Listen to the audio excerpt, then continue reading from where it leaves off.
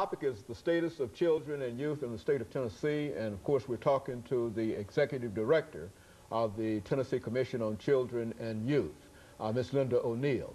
Ms. O'Neal, let me give you an opportunity over the last few minutes that we have here to sort of inform our audience about some information relative to early childhood education. We've had an opportunity on this show to talk to a number of people about early childhood education, and what we'd like to do is to sort of build up on that kind of information so that we know exactly how very, very important that is as a part of our children's education experience. Let's do it from that perspective. Sure, I'm always glad to talk about early childhood education. It is probably the single best investment we can make to improve outcomes overall for our children.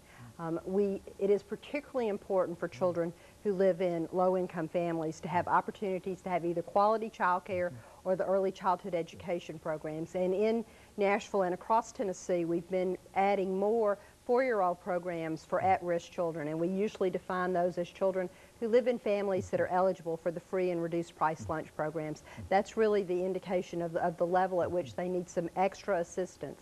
We know that quality early childhood education makes a substantial difference in improving the likelihood that these children will start school ready to learn, that they will succeed in school, and they will be more successful as adults.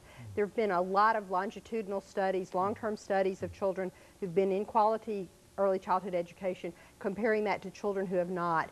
And there's no question that being able to participate in a quality early childhood education program increases the likelihood that a child will be successful in school, that they will not need special education, that they'll not fail a grade, have to repeat a grade.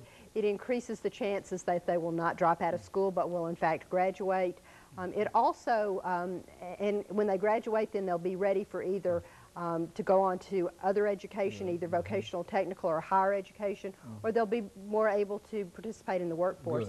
The other thing, though, that's really interesting is quality early childhood education can help reduce teen pregnancy, substance abuse, and involvement with the juvenile court system. So it's kind of like an immunization to prevent those kinds of adverse outcomes for children. Now, how is the state of Tennessee responding to dealing with this aspect of education for young children?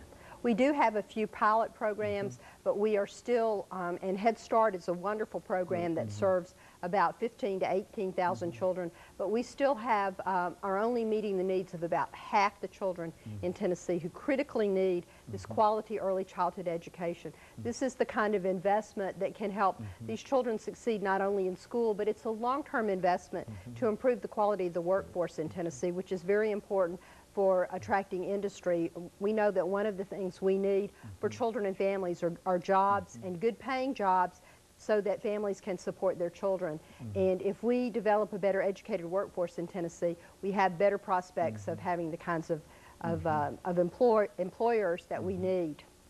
You know, Ms. O'Neal, let's look at the Kids Count program. One of the things that I think was of some interest is the fact that there are many young children who are living in homes without an official breadwinner in that home. Explain exactly what that means and the impact that that is having upon the state of Tennessee. One of the areas where we've gone in the wrong direction is in having an increased number of children who are living in homes where neither parent has a full-time year-round job. And that's really been a result of the declining economy in Tennessee in the early, beginning around 2000, 2001. And we've seen in terms of the Families First caseloads and the food stamp caseloads in Tennessee, they've also gone up at the same time. It's real important for families to have the resources they need to support their children. One of the things we've noticed, though, in the Kids Count essay this year talks about what it calls disconnected young adults. And these are young adults between 18 and 24 who are particularly vulnerable because they are transitioning out of foster care or the juvenile justice system, or they don't have a high school education, or they're young parents. And all of these things make it more difficult for them to be successful. We have in Tennessee 1 out of 4 young adults between 18 and 24 is not in the workforce or in college. That compares to 1 out of 5 nationally, so we have a higher proportion. We really do have an obligation as a society to try to help these young adults make the connections that they need with mentors, with jobs, with things that can help them successfully transition to young adulthood. We know from studies that the average age at which a young person is truly independent from their family is when they're